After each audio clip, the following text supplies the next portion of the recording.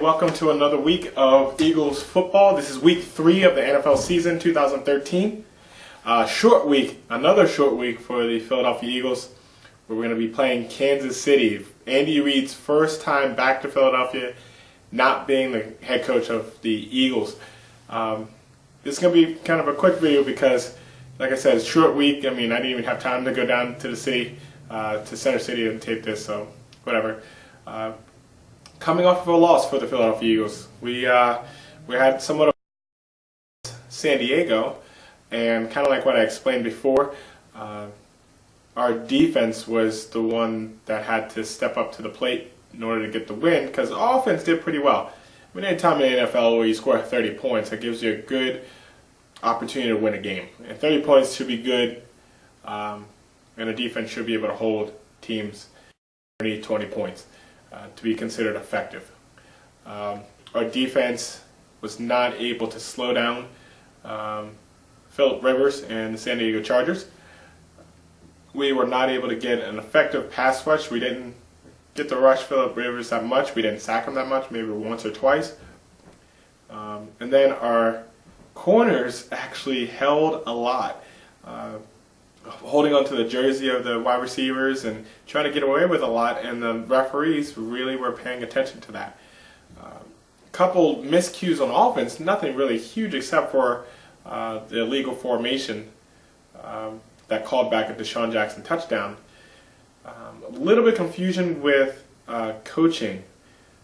The first confusion that we've had with Chip Kelly as far as using of timeouts, but I'm pretty sure either he's analyzing what he did and he'll do something different in the future, or he had a specific reason why he did what he did. Calling the timeouts, I mean, they still ran down the clock till the end of the game, and then we only have like 7 seconds left to try to do something. Really didn't work out in our favor. But there's some positives to take away. Of course, overly positive in a loss. The idea to playing a game is to win the game, and we didn't do that. We left some points on the board. We dropped a touchdown pass, our tight end did, right there on the goal line.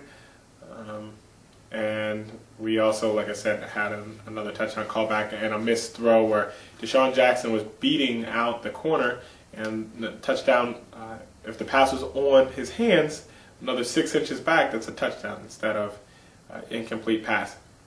Outside of that, once again, Michael Vick, he's actually playing pretty well. He's not getting hit as much. Once again, he has 2 touchdown passes and no interceptions and a touchdown run, which is what we ask of him, and he's doing it. So we really can't complain too much about Michael Vick. LaShawn McCoy didn't rush as much, but he did have, I believe, over 100 yards receiving. And Deshaun Jackson, this is the second week in a row where he's pretty much blown up, and right now, after 2 games, he has close to 300 yards receiving and 2 touchdowns. It should have been 3, but and 2 touchdowns.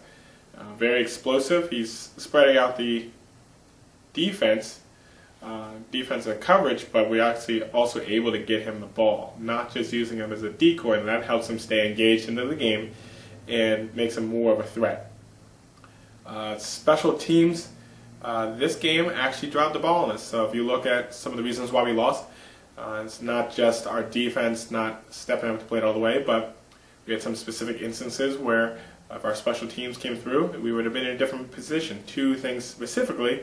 We had a missed field goal, which turned out to be the difference in the game.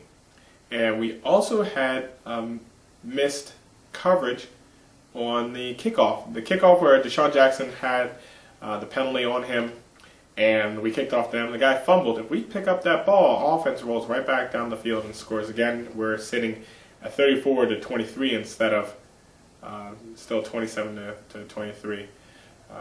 So we need to pick up that ball, and we had, I think, about 4 or 5 Eagles touch that ball. So I can imagine Chip Kelly is going to be going through fumble drills this week because we need to start picking up these turnovers. That being said, one of the positives for the defense actually is turnovers. Last year, we didn't do well in the turnover department. This year, we're doing a whole lot better. And looking at from San Diego's side, San Diego left some points on the board because they fumbled twice in our red zone And that's pretty significant. I mean, they were rolling down the field, and that's at least 6 points, if not 14 points.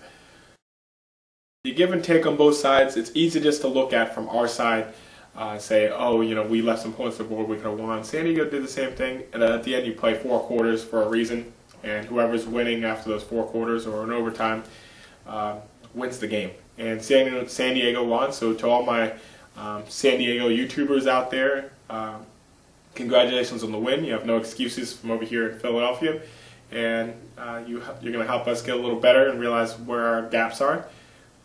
And we're going to continue to hopefully lead the NFC East, where the NFC East is actually pretty up for grabs right now. The Giants and Washington are both 0-2. Dallas just lost to Kansas City last week, 17-16, I believe. They're 1-1, and we're 1-1. We're leading the NFC East with a 1-1 record, and this week looks like we can continue to lead if we just do our job, which is beating Kansas City. To look at them very quickly, Kansas City isn't going to be all exotic this year. Now, Andy Reid is getting his second wind of being a head coach, and he's starting off well. Anytime you have a team, one of the basic things that you can teach is not making mistakes, not making those mental mistakes that just keep you from winning regardless how good you are. If you eliminate penalties, eliminate turnovers, and just have consistent play from your offense and defense, not necessarily saying fantastic, magnificent, but consistent play, you can start relying on each other and building off of that. Well, Andy Reid's done that so far, and he's 2-0 with a team that won 2 games all last year. So look for him to continue that, because he's going to just try to capitalize on mistakes the Eagles make. Now this year, the Eagles haven't made that many mistakes. That's great. Let's hope that continues. The thing that kind of scares me is this is the one coach in the league that doesn't have to scout our team, because he was the coach of our team for many years, and he's the one that brought in these people, and he knows their strengths and weaknesses. So I very much see us blitzing Michael Vick, going right up the middle. Now, Andy Reid also knows what kind of weapons we have with Deshaun Jackson, McCoy, and Vick, and Brent Selleck, which are all being stars this year. So we have to be able to counter that, but I wonder if he's going to think ahead about the screens that he used to run as the Eagles coach, and some of the running plays that we might have to do, and the quick reads and the hot reads out to Deshaun Jackson and just jump the coverage and get pick sixes. If we can just stay creative and just play fast-paced, hard football, which we're benefiting from being in better shape than other teams, then I believe we can win. But if we try to sit back and not keep the pedal to the metal, then we're leaving opportunities for Kansas City to win. Now, last week with my video, I tried to be a little more creative.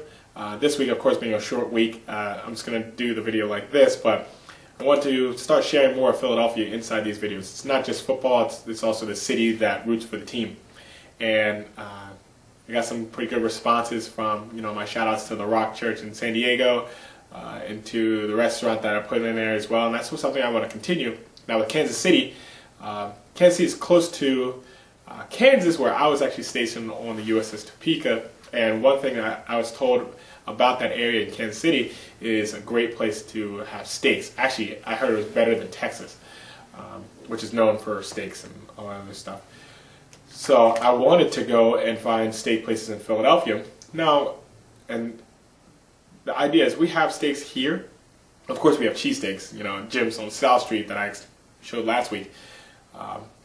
But yeah, you would have to go to a pretty expensive place.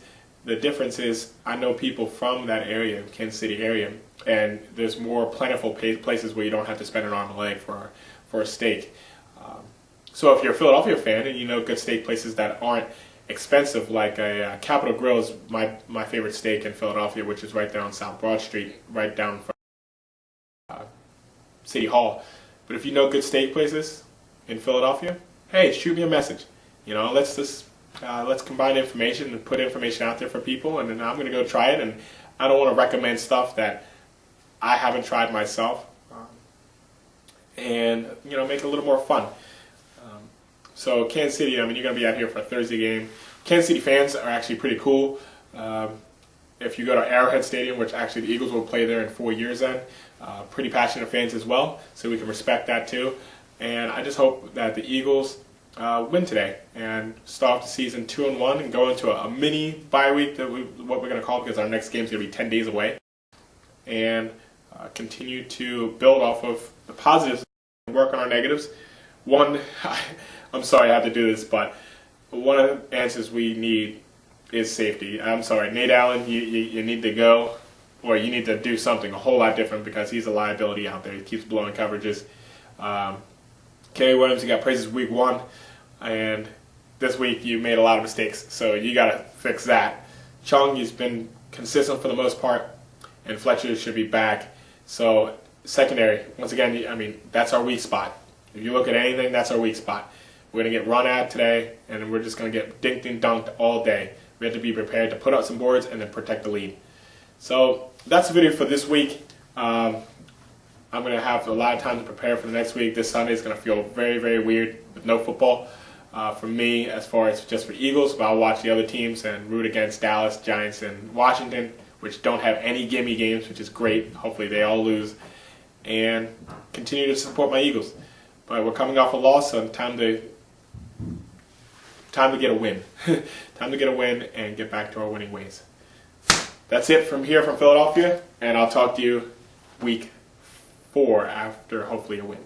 All right, goodbye. Fly, Eagles, fly, on the road to victory.